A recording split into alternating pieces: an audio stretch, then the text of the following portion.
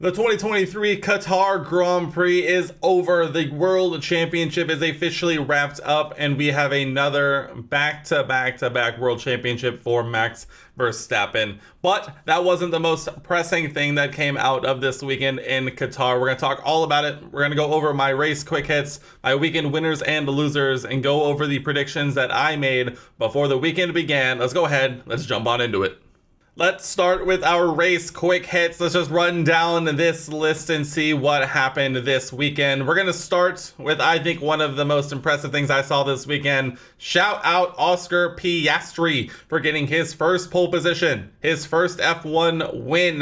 While it may not have been a full Grand Prix win, it should still definitely just be celebrated as much this season. The strides that we've seen Oscar take up until this point have been monumentous. And I think it is worthy enough to be, celebrated as such. I mean, he puts it on pole when Lando and Max have issues in qualifying in the sprint shootout, and he converts it and handles the adversity of that sprint race like an absolute mad lad. And he comes over, crosses the finish line in first, and gets his first win in F1. We're still waiting on that Grand Prix win, but he is certainly looking like he's well on his way. Max with another step towards another winning streak, and now officially is world champion, I'm sure to everyone's surprise. 3 in a row for young Verstappen. It definitely does not look like he is any closer to stopping anytime soon, especially with the steps Red Bull has taken this year with the car, and I'm sure the research that they've been pouring their money into pretty early on from this season is going to have them back again to challenge next year. So it's going to be up to the other teams to catch up. We'll have to see if they can have the stuff to get it done. I would say probably McLaren probably might have had the best weekend out of every team this weekend. I know Max ended up wrapping up the world title, but I mean McLaren had a double podium weekend and a sprint pole and win. I mean, it looks like McLaren has one of the stronger driver pairings right now down the stretch of this year.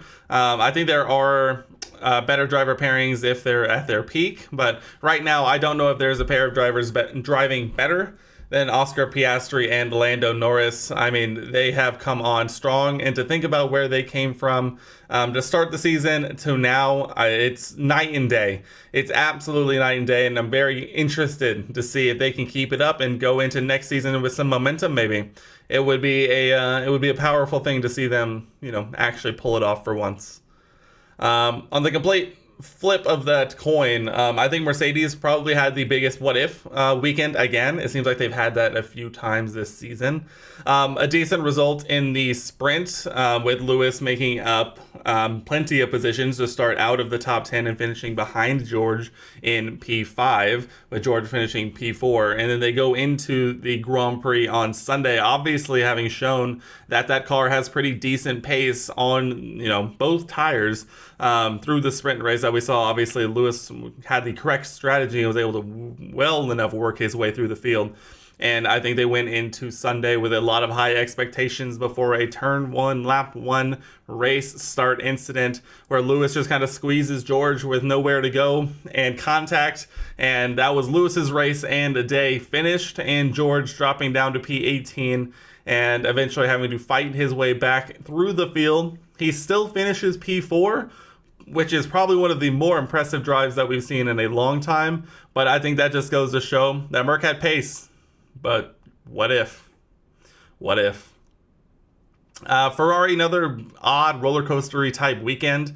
What's happened to Ferrari? It feels like it's been more than a few race weekends where we've really talked about them potentially battling towards the front, and it seems like they're only falling back as other teams around them are continuing to develop and continuing to make strides in their cars and in their strategy and everything like that. Obviously, Carlos did not participate in the Qatar Grand Prix on Sunday with a fuel leak that Ferrari was unable to fix, and so they actually ended up only running one car in the full Grand Prix itself. Charles ended up finishing P5, and so it is a decent result for Ferrari, but in a weekend I think that some people expected them to kind of show up and challenge at least a little bit more towards the front. They kind of just didn't, and so I don't know what to say. Ferrari, you got to get something figured out. That's the least you can say. The Fighting Fernando Alonso's team, it seems like they're only continuing to fall further and further at this rate. At once they held on to P2 in the Constructors' Championship, and now it looks like they're going to have to get very lucky to hold on to, that best of the rest situation. And so McLaren is developing the car, and Fernando is doing his best, but that Aston Martin has only slid backwards as the season has gone on, and Lance looks like he wants to be almost anywhere else but in that driver's seat. He looks like he wants to have those good results, but just isn't able to get it done. And we even saw a physical altercation between him and his physical trainer after qualifying the day before. And so I don't know. Aston Martin got a lot of stuff to figure out. Exciting news that they announced that they're going to be re-entering the World Endurance Championship Series, but at least in terms of F1, there's not a whole lot of great going on right now. Oh, continuing on, shout out Alfa Romeo for a double points finish in the Grand Prix. They've overtaken my Haas F1 team in the Constructors' Championship with one of the better results that we've seen from an Alfa Romeo this year. And I tell you what, it was very much deserved. They had the pace and they put themselves in the right positions. And I tell you what, they looked like a team that, if that car was even a little bit better, might have been fighting even further up the field. Alex Albon with the sprint race finish of dreams, getting a couple of points for Williams. Charles ends up getting a 5-second penalty, dropping him out of the points. Alex ended up losing out to Charles on track by 0.004 of a second over the line. And then obviously with Charles's penalty, he moves up to P7. So a great result for Alex in the sprint race to get a couple of points for the team. And I think we'll end the quick hits with probably the biggest talking points coming out of the race, and that is the state of the driver's health after the race ended. We saw Logan Sargent actually retire from the race at about 3/4 race distance, just feeling unable to continue. Apparently he was just not feeling well enough to continue on, and even after he retired, it looked like he needed a lot of help to both get out of the car and, off into a safer space to allow him to kind of start to recover. We had Esteban Ocon admitting that he vomited in his helmet towards the beginning of the race, around lap 15. Reports that multiple drivers were fainting after the race was over, multiple drivers going straight to an ambulance / the medical facility without basically stopping by anywhere else. Multiple drivers, we've seen clips of requiring assistance to exit their cars. This is something that I don't think a lot of us were really expecting. We saw a lot of issues going on with these drivers after it ended. Apparently, it was probably one of the most demanding races that these guys have ever had to run in. And we saw after the race was over that maybe Logan Sargent was the one who was the most, the smartest after it was all said and done, recognizing that it was just too much and ends up retiring out. There were speculation that maybe some of the drivers were even passing out at certain points on track, which sounds extremely dangerous to me. And I think F1 and the FIA have to do a lot of soul searching when it comes to the Losail circuits, because this was one of the hardest things to watch post-race, that you could tell just how physically and mentally just exhausted that these guys were. And many of them were exhibiting signs of, heat exhaustion. And that's something that's extremely dangerous, especially when you're talking about cars that are going 175, 180 miles an hour, with guys not at 100%. I don't like the sound of that. And so we might get to see and test how much F1 is truly committed to driver safety over anything else. So be interesting to see what comes of it. But what do you guys think? Should Losail remain on the calendar as is, or should there be some changes made? Obviously, next year the calendar gets a little different. It's going to be taking place a little later in the year, but I don't know if that's necessarily going to help as much as a lot of people think it does. So it'll be interesting to see. I'd love to know your guys' thoughts too. Go ahead and let me know down in the comment section below.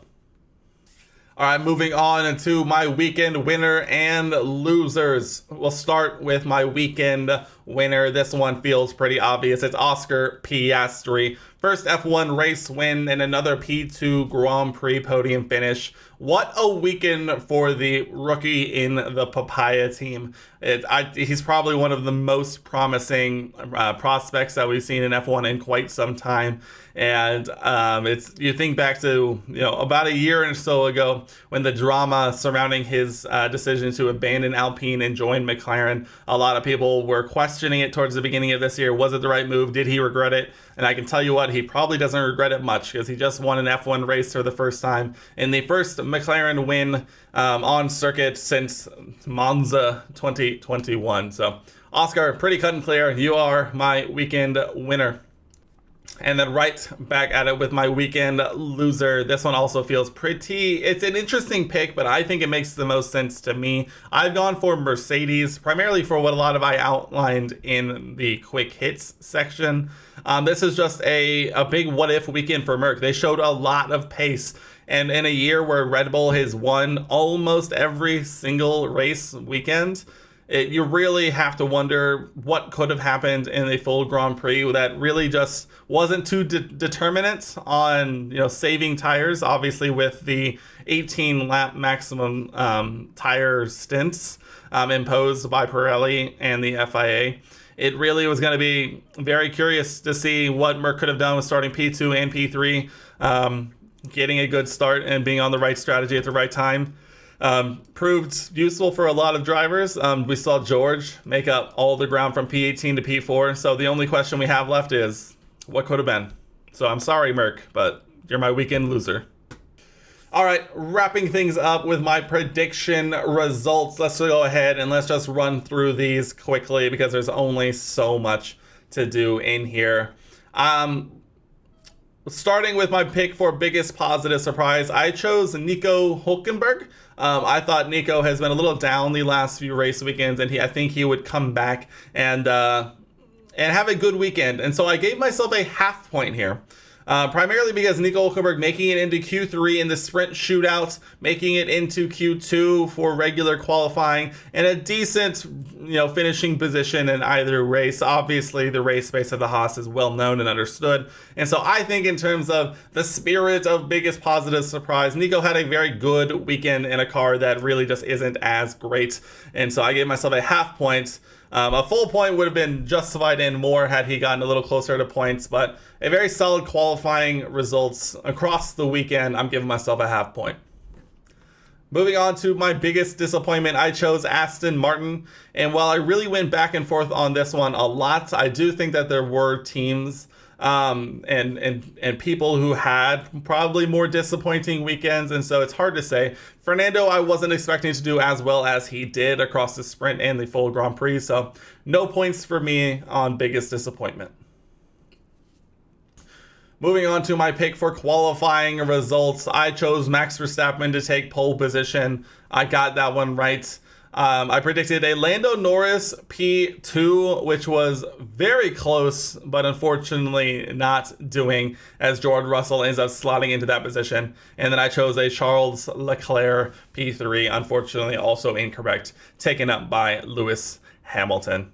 So 1 of 3 for qualifying, not my worst choice. Thankfully, we only do qualifying for the full Grand Prix, or I would have gotten even less points than that. Moving on to sprint winner. I chose Max Verstappen to win the sprint to secure his world title. Unfortunately, he just ended up on the wrong side of a couple of better strats as Oscar Piastri takes the win in the sprint. I will happily be wrong here because it was a very exciting sprint race, and I'll never be mad about picking Max Verstappen to win a race and it being incorrect, especially this year. And then my race podium results, I went for a Max Verstappen win, easy as pie, 1 point. For P2, I chose Lando Norris. So that is a half point, because if you don't know, if I predict a top 3 and a driver I choose in the top 3 is in the top 3 but in the wrong position, I give myself a half point for including them in the top 3 but just getting their position incorrect. And then I predicted a Lewis Hamilton P3. Obviously that did not happen, him crashing out in turn 1 of lap 1, and Lando Norris obviously taking P3 on the podium for the full Grand Prix. So 1.5 out of 3 for my race results. One of my better podium predictions. Unfortunately, it can only amount to 1.5, not 2 out of 3. And then finally, my Haas prediction for the race weekend. I kind of forgot when I wrote these down and recorded it before that it was a sprint weekend. Like, I knew it was, but I just didn't make any predictions for the sprint. And so for my predictions, I did 1 car into Q2, got that one right, thank you, Nico Hülkenberg, and then 2 cars finished in the top 15. I gave myself a half point here because Kevin did finish in the top 15 and Nico just outside of it. But if we count some sprint results as well, I'm giving myself a half point because it's Haas. They're not very good in the race, and I need all of the Haas copium that I can get. So 1.5 out of 2 for my Haas predictions. I'll take that. You can fight me down in the comment section below. But if you add all of those up, I finished the weekend 4.5 points out of 11. Not one of my better weekends, but it's probably pretty close to my average if I'm being honest. This was a fun weekend. It was very exciting to see the different strategies that were employed due to the tire stint restriction by Pirelli and the FIA. This was my first Qatar Grand Prix I got to see as a fan. I'm interested to see what the future of this circuit and this weekend look like going into next year. Hopefully, some driver changes, not driver changes, but some changes to help better protect the drivers is made. I'm interested to see what comes of it, but only time will tell. That'll do it for me this weekend, guys. Back again in a couple of weeks for the United States Grand Prix, and I'm looking forward to this one, probably one of the most of the year, and that's because I'm going to be there. I'm going to be there in person all 3 days. I'm going to record some stuff while I'm there, potentially even a vlog style thing to document our trip to the US Grand Prix this year. It's a sprint weekend in the United States. I'm excited to see what comes of it, so keep an eye out for that. The predictions will still go up as normal, but there will be some extra content coming from me as we document our time at the US Grand Prix. But that'll wrap it up for me here in this one, guys. Go ahead, hit that subscribe button down below if you are an F1 fan. We're always looking to expand. But that will do it for me. Back again in a couple of weeks. As always, I appreciate you guys. It's been a lot of fun this year to follow, and while it necessarily hasn't been the most exciting in terms of race wins, it's been one of my most fun to start making these videos and connect with all of you. But that'll do it for me here. Subscribe down below, turn on the notification bell so you don't miss a single upload, and I'll see you guys in the next one.